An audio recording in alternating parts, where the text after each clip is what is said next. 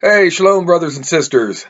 Today I want to give you an introduction to the book, the Second Peter. I encourage you to study this book. It's, it's well, documented, received. It's something we need. It's no less important than the other books. It's got valuable information in here, things we could take out of it. I just want to give you an introduction about it. And Second Peter was likely written around 65 CE in the Common Era. And the author, while Second Peter did not have the same overall support of the early church as First Peter, the totality of evidence corroborates the Apostle Peter as the author.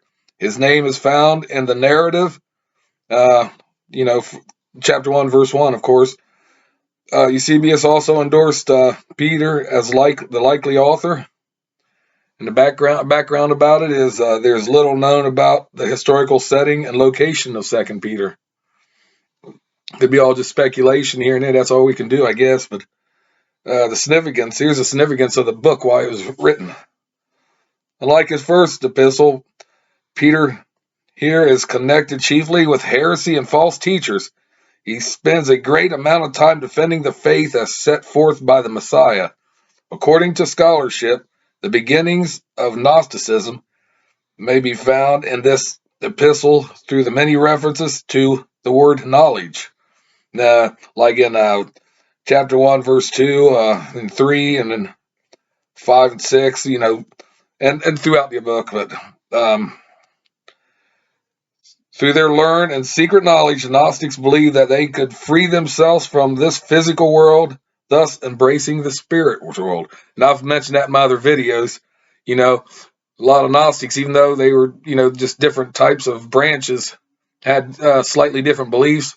The core belief was, anything physical was evil and spiritual was good. And basically, a spirit in us needs release from the evil body, and spirit is good. Part of the heresy that Peter confronted centered in Yeshua's second coming. As years went by without the Messiah's return, some began to question whether he was going to return. Peter encourages believers to remain in sound doctrine and to pay no heed to false teachers who are interested only in profiting from their message. Chapter 2, verse 3, check that out. He also confirms Paul's letters as epistles and scriptures and warns that many unlearned and unstable misinterpret Paul's letters to their own destruction. Look up chapter 3, 15, and 16 on that one. No different from the early New Testament assembly, the evidence of heresy and false teachers is alive and well in our modern age. It's still here today. Much of what is taught in Christianity today is based on traditions of men and not an inspired word of Yahweh. Examples include Sunday worship and the adoption of Easter, Christmas, and Halloween with their pagan roots and origins. For this reason, Peter's message of removing heresy is just as relevant today as if it was in the early assembly. As the saying goes, the more things change, the more they stay the same. Heathen beliefs and false doctrine crept into the early church and have maintained their hold for nearly 2,000 years. Believe that or not. Tradition, it runs strong. People rather die than give up tradition a lot of times. People, it's easy to learn, but it's very hard to unlearn something. It's very hard. Plus, you got peer pressure from family, friends, the congregation, whatever else.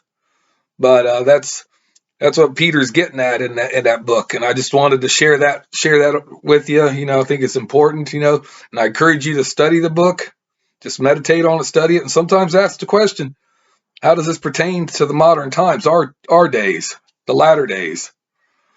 And that's all I wanted to say about that. So, thank you for stopping by again, and please hit the notification bell, subscribe to me. I like to hear from you, so comment below, hit the like button, keep the faith, keep the prayers going, and study the scripture like never before. Keep at it and keep at it. And that's all I want to say about that. And with that said and done, peace out and shalom, and thank you again.